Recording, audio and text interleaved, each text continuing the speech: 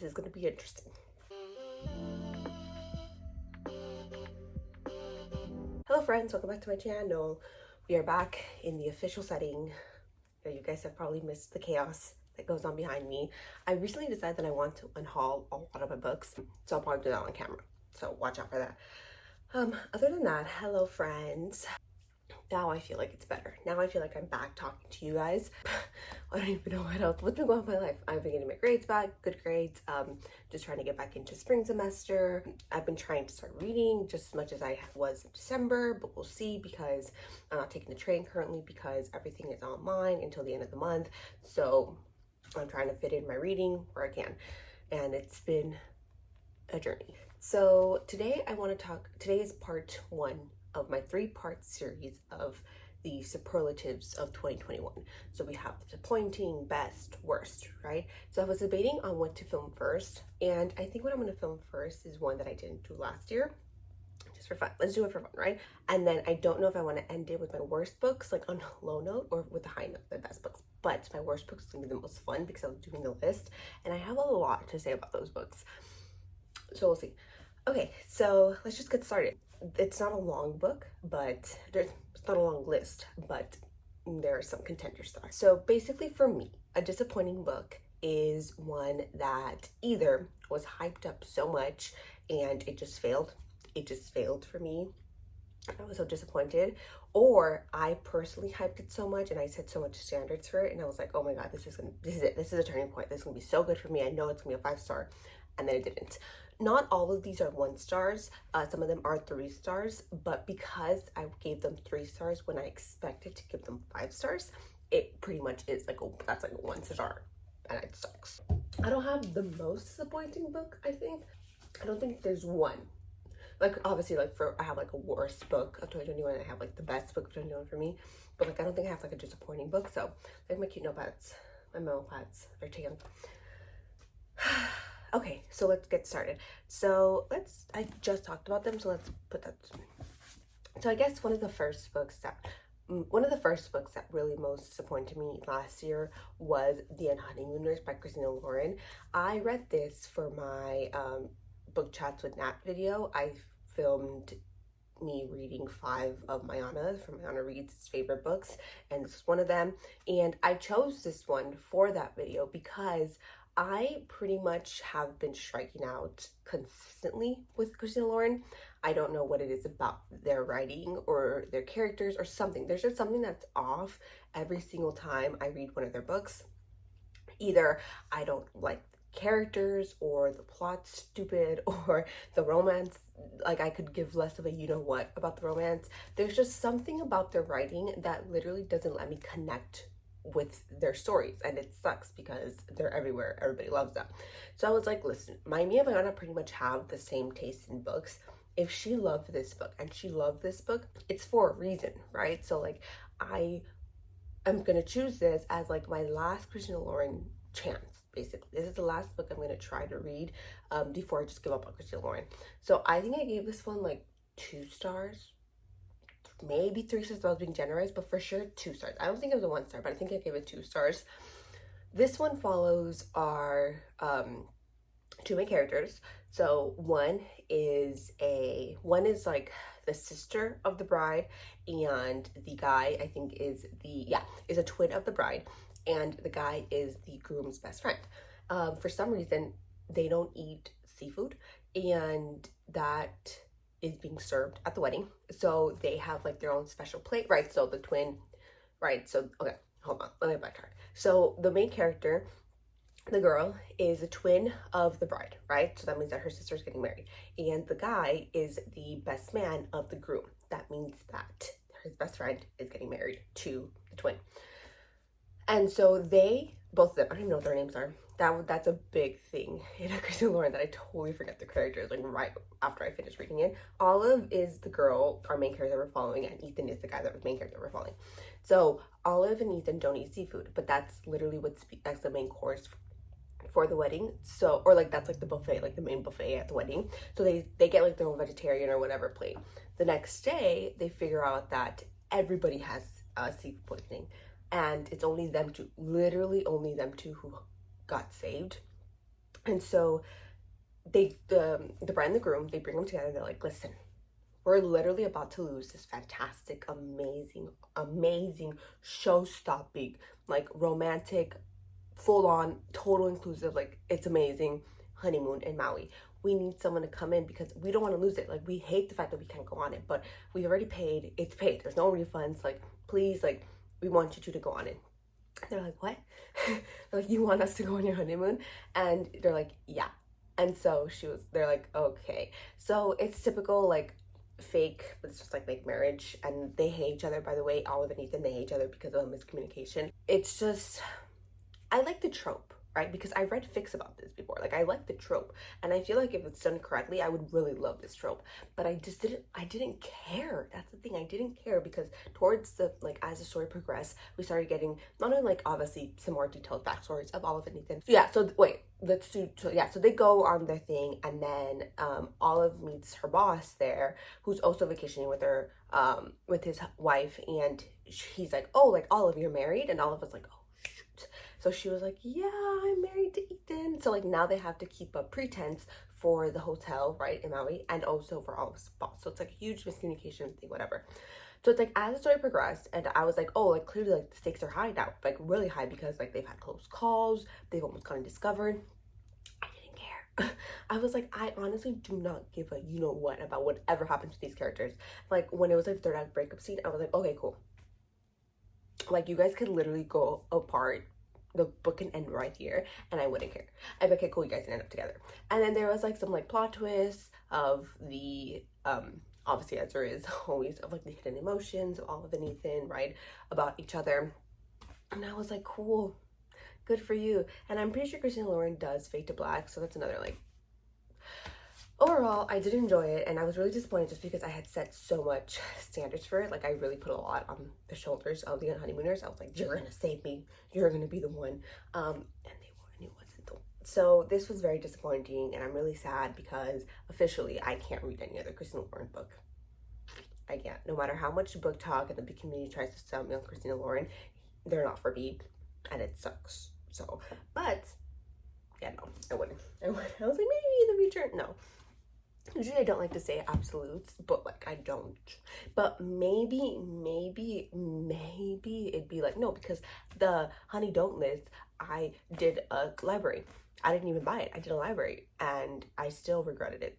I still wish I never read it. So I can't even say like, oh, I just won't spend money on them. No, like I just don't want to read them.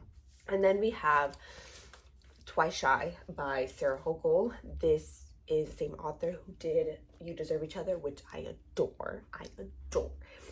So this one we have Grumpy Sunshine, I think.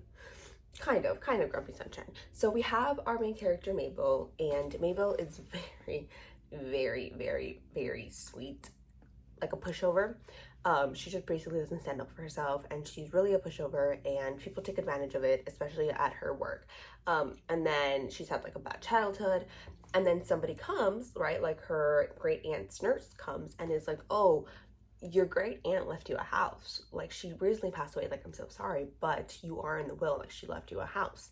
And so she's like, what? Oh my God. So she ends up coming with the nurse to see her Aunt Violet's house. I think it's Aunt Violet. And lo and behold, she meets, what's his name? W, starts with W. Wesley. She meets Wesley. And Wesley's like, what are you doing here? And then she's like, oh, I'm here to collect the house. And like, I'm gonna, she was like, I'm gonna fix it up. I'm gonna probably make it like a hotel or an inn or something. Like this is gonna be like my project. And Wesley's like, hello, like your aunt left it to me. And the nurse was like, oh, surprise. She left it to both of you guys. Like you guys both have equal shares. So you guys can decide what to do with it, like together, or you can just like buy each other out. And Wesley's like, I will buy you out, like Mabel. He's like, I want to turn this into kind of like an animal farm. So basically help like injured or like, like animals in need, like farm animals. And so they just have to learn how to work together. This book was so incredibly boring. It was so goddamn boring. Like, and I posted about it, and like all of like my friends on Instagram agreed with me. They were like, yeah, that book was a snooze. I was like, yeah, I was like 30, like was like 3/4 of the way in, and I was like, there's no way this is all there is. Like, there's no way this is all this book is going to give me, especially because Sarah Hochul did such a good job with You Deserve Each Other. But it's literally like the whole story is just this. There's nothing. There's no drama, right? You would think there might be some drama with them like competing for what they're going to do with the property. Nothing. It's so freaking boring. All of a sudden, like, and the romance is very like sweet boring. It's like not even like dramatic or like very like there's miscommunication. Nothing. It's literally sweet boring. And I'm like, and it's not even like sweet, like interesting, like, oh, like if he's like pining after her or something. No, it's just all of a sudden they decide like, oh, do you want to go on a date with me? Yeah, sure, I like you. Okay, cool, I like you too. I was like, what? That's not what? It was not interesting at all whatsoever, like at all. Like at all. This was a huge disappointment because I expected a lot from Sarah Hochul's second book because I adored You Deserve Each Other. You Deserve Each Other, I finished literally in one sitting. It was so good. The miscommunication, the second chance at love. It was so, and literally enemies to lovers, because at one point, yes, he does try to kill her in that book. At one point, I stand by it with the flowers. If you know, you know. I am so disappointed this didn't work for me because I was ready to put Sarah Hochul in like the same category as Helen Huang or Tessa Bailey, right? So like instant buy romance authors, like I'm always gonna look out for them. But obviously Talia Hibbert, but like it wasn't there. It wasn't giving what it said it was gonna give, you know. I was promised something and it didn't deliver, and I'm sad because okay, so the next book is one that I've seen everywhere on everybody's disappointing reads, pretty much. Like I feel like everybody has read this book and has been disappointed. I didn't talk about this on this channel because I literally only read like a chapter, maybe 2 chapters, and then I dipped out. I was like, I can't do this. I was like, it's putting me in a reading slump, and so I can't. That is The Ex-Hex by Erin Sterling. I got this as my book of the month pick for October, of course. So this one I got off of, I think it was like in 2020, right? Or like early last year. Chandler from Chandler Ansley made a book called Romances I'm Excited For. And I obviously watched because I watch all of her videos. And I clicked on it. And one of them was The Ex-Hex. And when she described it as like kind of Gilmore Girls, Town-esque, right? But like Bewitched, I was like, oh, hold on. So basically in this one, we have our main character, Vivian and Vivi and Reese, of course, Reese. So we have Reese and Vivi. They met when they were young. They were like young love, like they were really in love. And then a couple months of them dating, Reese is like, oh, so they're witches. So in this world, yes, witches and war, I don't know if they call them wizards, but like witches exist. So they're really into each other. And then I think like 2 months into dating, he's like, oh, by the way, like my dad is abroad because he's looking for a fiance for me. Like I'm engaged to someone. And she was like, huh? She's like, come again? So then they break up and she's furious, right? She's like, oh my God, like he's lied to me the entire time. Like, was anything even real? And then as a prank, right, her and her cousin, they end up putting a curse on him. And basically, if he were to ever return to the town, bad things would happen, right? Because he left and she never wants him to come back. So she stayed heartbroken. And then I think like 10 years later, he has to come back to like recharge the alliance or something. So he ends up going back and like mischief ensues and like everything in his life is going bad. And he's like, what the hell is wrong? So he enlists the help of Vivi, and together they find out about the curse. She's like, oh damn, that curse was real. Like, I'm sorry, I actually did curse you. And then they have to just work together to undo the curse. I didn't have to get like 50 pages in, maybe 70 pages in. I thought this was so much promise just because I love Gilmore Girls. I love the whole idea of a small town like that. And then I love like Bewitched, you know, like I thought it was so cool. Like Second Chance at Love. I love that trope. But this book, like again, like I just couldn't connect to any single character. Like I also didn't like the fact that, okay, so like Vivi is like very like when she, like at the beginning, like I was good. It gave some promise, right? And then towards the end, no, towards the beginning, right? So like when we're still like starting off the story, we got introduced back to Reese, and then we started seeing Reese and hers reconnect, right? So what we are like told to believe is that Vivi hates his guts. Vivi hates his guts, like so much that she literally cursed him, right? And then starting off the book, so you're just like, okay, well, maybe she grew up, like, you know, whatever. Starting off the book, exactly the same. She never stopped hating him. Like, she still hates his guts. So imagine my surprise when we finally get like them reuniting and she's like smitten. Like, she literally like doesn't hate him. Like, she like pretends to like hate him, like, oh my god, you're so annoying, Reese, but like not really. And I'm like, okay, but you can't tell us two things. Like, if you really are gonna sell this as kind of like, if you're trying to sell this from lovers to hate to love back again, we need the hate. We actually need the hate. We can't just have like a light dislike. Like, you can't sell it to us like that. You can just say like, oh, like now that she's grown up, like she's still annoyed by him, like she doesn't really forgive him, but she's grown up. I would have been like, okay, that gives me a different mindset. Like, that presents me with a different picture, and then I will continue to read the book with that picture in mind. So that's why I found her kind of annoying, or like really annoying, if we're being honest. I was like, I really can't read this because it's putting me in a reading slump, and I would love to know how they end up back together, but like, I don't care. So, and literally, I feel like everybody has DNF'd it. Everybody has either DNF'd it or has given it like 2 stars. I feel like very few of my friends, like very few of my friends have actually given this like 3 or above. I feel like everybody just hates it or just DNF'd it. So it really sucks because, again, it had so much promise. I feel like everybody was talking about it. Everybody had this on their radars. Like, literally, everybody had this on their radar. Because it was like a spooky Halloween time romance. Literally, count me in. It gave nothing. Oh, I do have a most disappointing book. I do. Okay, let's start with this one. Okay, so let's do like this. Let's do that. Okay, I only have 4 left. We're almost done. So then I did Window Shopping by Tessa Bailey as my other disappointing book. I talked about this recently in my past video, what I read at the end of the year. This one is a short story. It's like 250, give or take. And this is a Christmas romance by Tessa Bailey. This is very Grumpy Sunshine. In my last one, I incorrectly said, I forgot that, no, the female main character is our grumpy to the max, and our male like love interest is supposed to be inspired by Ted Lasso, so he is the sunshine of our story. Very quickly, because I literally just said it, what this is about. Basically, we have our main character. She's an ex-felon. She's walking down, I think, Fifth Avenue one day when she comes across the window of the department store, and you know, she's staring and she's like, oh my god, this is like atrocious. And she hears people saying like, oh my god, this window literally sucks.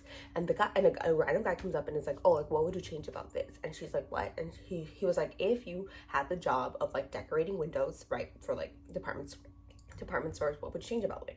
Like, how would you bring customers in? And she was like, oh, okay, well, I would do this and this. And he was like, oh my god, like, you're a genius. You should come in and apply. And she was like, weirdo. So she leaves, and he was like, damn, like, she was cute, but like, whatever, as they go. Our main character, I forgot what her name is. Main character are Stella. We have Stella and Aiden. So Stella is like, oh, like, I'm an excellent, like, they would never like hire me, but whatever, I'm gonna do it. And again, she ends up getting hired, right? So Aiden ends up being the manager, and her family owns the store. They get hired. And I said that Tessa Bailey does a really good job in addressing the issues of that people might have of like maybe unbalanced power dynamics in the workplace. She does a good job of explaining all that and why that wouldn't be an issue, and why Stella is literally doing everything with Aiden of her own free will. So leading up to, again, like 75% mark, I thought this was so good. It was like so steamy, there was tension, the characters were vibing. I liked the characters a lot. I was like, oh my god, I'm invested. I want them to end up together. I want there to be a happy ending, right? When there was like a kind of like scenario with Stella and the other department of, not managers, it was like someone who worked at the department, and Aiden came to her rescue. I was like, yes, this is it. I love it. But after they got together, and not because I was like, okay, it's done, like, whatever, it was because the way that it was written, it kind of lost what it had in the beginning. And Tessa Bailey, I think Tessa Bailey does a good, I don't know why she didn't, maybe it's because it's a short story, but Tessa Bailey does a good job of still keeping like the steaminess and the tension and like, oh my god, like, if I don't have you, I will die, in her books, even after her characters have gotten together. So I think maybe it's because it's a short story, it's not like a typical like length of a book, so maybe that's why they lost some of that. It's because, you know, they couldn't really explain that. No, like, Aiden and Stella are still just as into each other. Like, they still just want each other just as much. Like, it's still just as crazy. So that kind of sucked because I gave it 3 stars solely on how it ended and the last act of the book. Back towards the end, I was literally just skimming. I was like, oh, I don't really care about, like, I don't really care about them anymore. It sucks, but it was good. For a Christmas story, it was good. It did put me in the Christmas mood. I was like, oh, it's Christmas time. And I think it is a good romance. Like, I think it is a good solid romance. Like I said, I gave it 3 stars. That's not like a 1 star. Like, it is a good solid romance. I finished it. It's just the ending wasn't particularly what I wanted. But I would still, this is, I think this, maybe another book, is the only book that I would still recommend to people, for sure, out of this pile, just because it really is a good, it's a good romance. I like it. And then I read The Push by Ashley Audrain. I think I might talk about it in a future video. I think I have one planned up. So this one essentially has our main character, and she is a mom. So basically we follow kind of like 2 timelines, right? So we follow her ending up with her husband and how she doesn't really have a good childhood to look back on, and her mom doesn't have a good childhood to look back on. So that's why she wasn't sure if she wanted to be a mom. But because she got with her boyfriend, and her boyfriend kind of told her, like, no, you would be a fantastic mom, she gave herself the benefit of the doubt and was like, well, if everybody's telling me I'm going to be a good mom, maybe I am going to be a good mom. So, you know, she ends up marrying her husband, and she ends up having a kid, and she ends up having a daughter, actually. Her daughter's name is Violet. And basically her and Violet, like, from the very beginning, she's like, this child is not mine. Like, this daughter, like, even though I know it, I felt it, obviously I saw her come out of me, she's not my daughter. Like, she's not my daughter. Like, she's a child that I have to care for, but she's not my daughter. Like, there's no connection there. The motherly love that I'm supposed to have for her, where I would want to protect her from the entire world, it's not there. And so that's when, like, we have a lot of, like, doubt and just going back and forth. Like, is it just a one-off? Like, or is it just me? Am I really not meant to be a mother?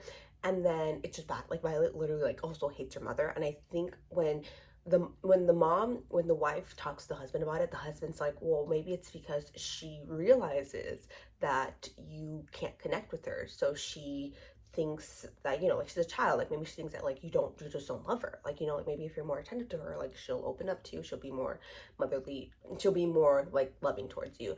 And Violet's obsessed with the dad, by the way. Violet is obsessed with the dad. And then they get pregnant again, and they have a son. And this time the mother is like, oh my God, this is what I've been wanting my entire life. Now I'm a mother. This is my son. He is everything to me. Like, I will protect this baby until the day I die. Like, this is my son. Like, he is my son. Like, he is my person. And the dad and Violet are kind of like, interesting, right? The dad's kind of like, you give too much. I think the son's name is Sam, and the dad's like, I think you give too much attention to Sam, like, you don't really care about Violet anymore. And, like, Violet kind of realizes, and it's like asking her mother, like, oh, do you love Sam more than me? And she's just like, the motherly instinct, the motherly love, like, the role that I should have as a mother that I didn't have with Violet, I have that with Sam.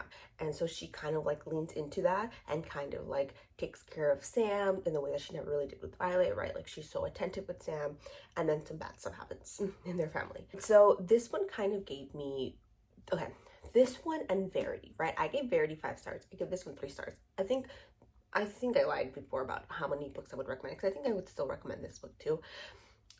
I think that given what I read about Verity and my problems with Verity, and given what I read here and my problems with this book, I don't think I can read about psychological thrillers when it comes to mothers and children. It's not for me anymore. It's not even just, I think there's multiple layers to my statement. I think some of it has to do with the fact that a lot of the internal, I guess, back and forths that our main characters go through is the fact that they are mothers, right? So they're like, oh, like, as a mom, this is how I should feel.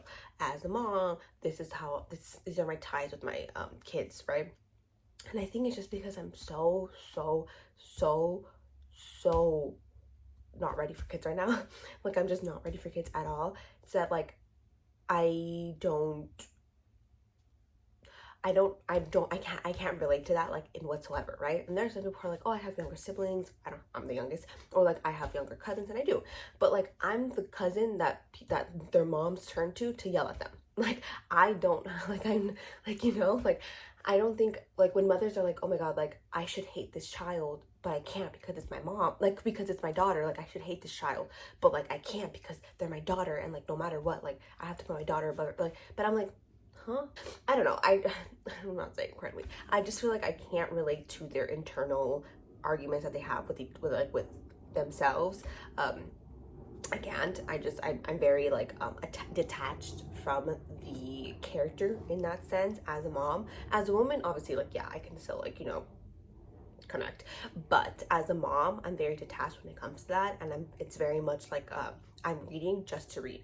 I'm either reading because like I just need to finish this part so I can get to the next part, or like stuff like that. Like I'm not reading it because I'm invested and I want to know more about the main character, And then also I don't like it when I don't, because in Verity and in this one, right, there are moments where they paint the children as the villains, right? And I don't like that. Not because they're children, right? Whatever. Yes, we've all seen Orphan. Children can so for sure be villains, 100%. Their little minds are crazy. I'm talking about the fact that because they're villains, you can't do anything. Like you can't do anything about it, like even like because they're kids, right? You can't do anything. Like what, you can't beat them up, like you can't like defeat them, like because they're literally kids. Like there were moments where Violet literally was like ruining her mom's life, right? Like truly ruining her mom's life. And if it was like a full-blown adult, the mom would have gone down. The mom would have literally threw hands. I knew it. Or like call the police and be like, this girl is literally insane. Like this woman is insane. Like she's stalking me. Like you need to lock her up, right? But because it's a kid, like not even because it's your daughter, but just because it's a kid, like you can't do that because there's like even yeah like me, like there's like I agree with that. Like yes, there is different standards when you have a problem with a child. Obviously, you realize that you're the adult. You have to like you have to you have to approach the problem in a different way than if you had a problem with an adult. And I don't like that just because I'm very impatient, and I'm very like not impatient as in like I want something to happen, but impatient as in like I can't stand it. Like because you can't do anything and because you're in this position, it just keeps on repeating and repeating and repeating, and I don't like it. So I think that's why I'm going to start steering clear of psychological thrillers when it comes to kids. I just don't think I just don't like them. I don't enjoy them. And I think honestly I enjoyed Verity so much because of the romance, because Colleen Hoover really can't write a romance. I'm sorry, but she can really write a romance, even though that's the only Colleen Hoover book I've read. So but yeah, so again, 3 stars. I think I would recommend this honestly to like my sister-in-law because my nephew, but like not because like my nephew's like this, but I'm saying because like she's a mom. So like I would also recommend it to like any of my friends who have kids, because I have some law school friends who have kids. Like I think they would really appreciate the monologues and like the philosophical sense of like what does it mean to be a mom? Like what does it mean to have a child? Like how do you deal with this like when you are a mom? I think it'd be fun for them to see like the spin and like the dark side of motherhood. So I think I would do that. I think I would recommend it that. Okay, last two. So this one is Tools of Engagement by Tessa Bailey. I again talked about this in my previous book, that this is the last book of her Hot and Hammered series. I don't even know that's the name of the series, honestly. I've just been rolling with it, so at this point it's too late to change my mind. The Hot and Hammered series. So the first book we followed Travis and Georgie, right? Loved it. And in the second book we followed Love Her or Lose Her. Love it. This one though, I gave it 3 stars. Again, not bad, but for how much I love this series and this world, I would have 3 stars. Should have been 5 stars. I'm so sorry.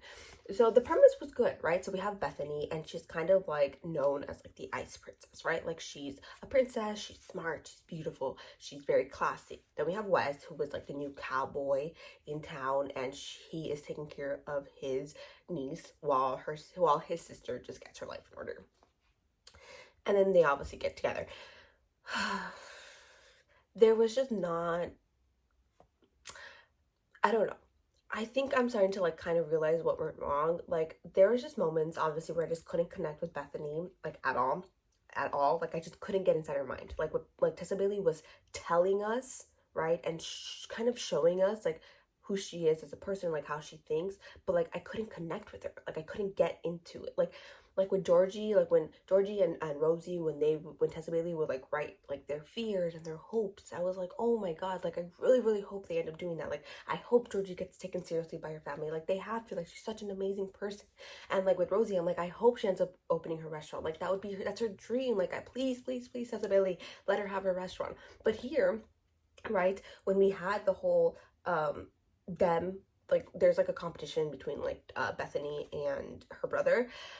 I was just like, oh, like I knew the stakes. Like Bethany should have like Bethany needed to have one, right? Like Bethany like needed to have one. Like the stakes were high, but like I just didn't care. I was like, damn it.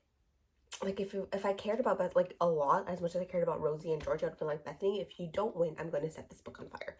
But like I just didn't care, so that sucks. Romance wise, like it was good. Like there was obviously, again, Tessa Bailey does a really good job of building the romance, right, building the tension, but Bethany was very like push and pull with Wes. There's a lot of pull, not enough push in my opinion, because there were moments where I was like, just literally, why aren't you guys together?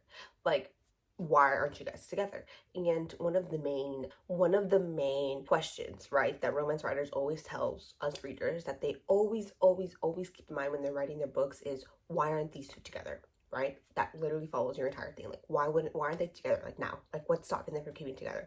And there are moments throughout this book where I was like, Bethany, why aren't you together with him? Like you're just like, what? Like why aren't you together? Like, there's no reason why you're not with him right now. So I didn't like that. Again, that's pretty much like, just like, it was a good book. Like it was just that, and then obviously like dirty talk, but like I just didn't like it. I was like, oh, this is a miss for me. So that's it. Like I said, this is a 3-star. It's still good. People love this book. Like people literally are like, this is like my favorite of the series. I just didn't enjoy it as much as the other two. I think that's why it was such a disappointment, because this is the last book of this universe, of this series, and I was like, damn it. It ends like that. Even though it'd be fun to see what's her face, their brother, whatever their brother's is. What's their brother's name? Their brother's name and their brother and his wife's like book. That'd be funny. Like just like as a short story. And we really need to see how they are, because they're insane. They're literally like insane. So yeah. So I'm so sad that Tessa Bailey made an appearance on my disappointing books of 2021, but she will make an appearance in my best books of 2021. So it all balances out. And the most disappointing book of 2021, in my opinion, The Maidens by Alice Michaelides. I love The Silent Patient. I'm pretty sure The Silent Patient made it on my best book of 2020. It should have. I don't know if I made it there, but it should have. The Silent Patient was so freaking good. There were moments when I was reading it, right? Because I was reading it like at 2, 3 in the morning, where I was terrified. I was paranoid. I was also paranoid about like just my life. I was like, oh my god, like people can do this. The plot twist got me. Like I didn't see it coming. I didn't see it coming. I loved it. I was like, Silent Patient, wow. This is a psychological thriller. The psychological thrillers are for me. I was like, wow, this is amazing. Show stopping. And so imagine my surprise, right, when he comes out with this. Like, look at this cover. This is literally me. This is my style to a T, right? Like the Greek bust, right? Like the dark and neutral color play. I was like, also like the name, like the Maidens, and then I was seeing the synopsis. I was like, oh my god, this is gonna be my book. And then imagine my surprise when people start reading it and they don't like it. I was like, oh no. So The Maidens basically follows our main character, Mariana, and she has recently become a widow, right? And she basically lost the love of her life, Sebastian. And she lost her parents at a young age, and all she has now is Zoe, her niece, I think. And I think Zoe's parents also died. So it's literally just the two of them, right? It used to be the third of them with Sebastian, but Sebastian died. So it's literally now just the two of them. And I'm pretty sure Zoe goes to Oxford or Cambridge. And she calls Mariana one day and it's like, oh my god, my roommate just got murdered. And Mariana's like super protective of her. So she's like, what? So she races over and Zoe's a mess. And Mariana's like, what happened? And Zoe starts confessing that her roommate was involved with like the Maidens, and I don't know if it's in a good way, like involved, like she was a part of them, or in a bad way. I think it was in a bad way. And the Maidens, and so Mariana's like, what the hell is a Maiden? There's like a cult on this campus that this professor, Edward Fosca, Edward Fosca, he is the leader of. So now Mariana has it in her mind that Edward Fosca is a murderer and he has to pay. And basically she goes on this hunt to track, basically she becomes like Sherlock Holmes, where she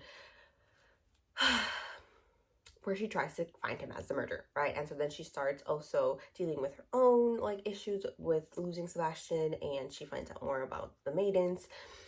I gave this one a 1 star, I think, a 1 or 2 stars.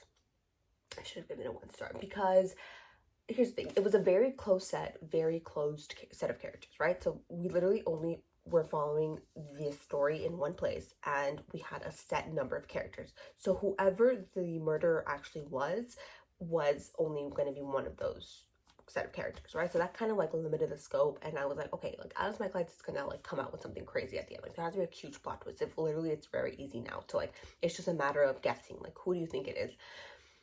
And the only things I really did enjoy about this was the fact that it had short chapters, very short chapters, and the fact that Alice Michaelides played a lot with Greek mythology, and he does know how to write. He can write very beautifully, and I think that came out, that shined through when he was writing about that, like the Greek mythology and Persephone and Hades and Demeter, right? And Zeus and like all of that when they went to Greece, Mariana and Sebastian, and the way that he was describing like the Acropolis and everything. I was like, oh my god, this is so beautiful. What I didn't like was the story. I didn't like the story. I didn't like the reveal at the end is what it turned everybody off. Everybody was like, you literally made like a pedophile plot twist. Like it was so bad. It was so bad. It was so bad. And it made me so upset. And me and my friend, because we read this for our Dolls Chickens book club, we both agreed that like we literally like halfway we were just reading it just to find out who killed her, because we were so done with this freaking book. And afterwards, as I started reading more reviews, I saw that people came to the conclusion that there was a theory that if you like The Silent Patient, you were going to hate this book, and if you like The Silent Patient, and if you hated The Silent Patient, you're going to like this book. And that's true, because I've seen friends who hated The Silent Patient to the point where they've DNF'd it, where they've given it 1 star, and they loved the Maidens. So there you go, that's the theory. I was really sad though, because Alice Michaelides was going to also become like a Karen Slaughter, like a very like holy grail, not like holy grail, but like look out for author in the thriller mystery scene. But now I don't know. Now I think his next book is going to kind of decide that for me. So yeah. So, oh, and Riley Sager, honestly, Riley Sager's instant buy. And plot twist, I like Survive the Night. So that's why it's not in this, because I know a lot of people put Survive the Night in their worst or disappointing reads of 2020, but I gave that book 5 stars. I like that book. So, okay, so that is it for my list. I hope you guys all found something that you could relate to. And again, I feel like I should put a disclaimer, because everybody puts disclaimers, but like if you have like books that you loved that like were one of these books, these are my opinions. I'm pretty sure you most likely hate or find disappointing books that I love, because as you can tell, my tastes sometimes can be very contradicting with the public opinion. So yeah, so cool. I think my next list that I'm going to talk to you guys about is going to be my best books of 2021. So that's going to be fun to film. And yeah, so I will catch you guys soon. So let me know what your disappointing books of 2021 are, because I feel like for me, it's more interesting to see when a book is disappointed, like when a book disappoints people, because you know that book had so much potential. Like it's just so much more interesting, I think, because like when it's a worst book, it's like, yeah, like it's just straight off like bad. But when it's disappointing, it's like that, like where it's like it had so much promise, or like it is good but this fell short, right? I think that's so interesting. There's layers to it. Okay, so I will catch you guys soon. Stay safe and go read your favorite book for me.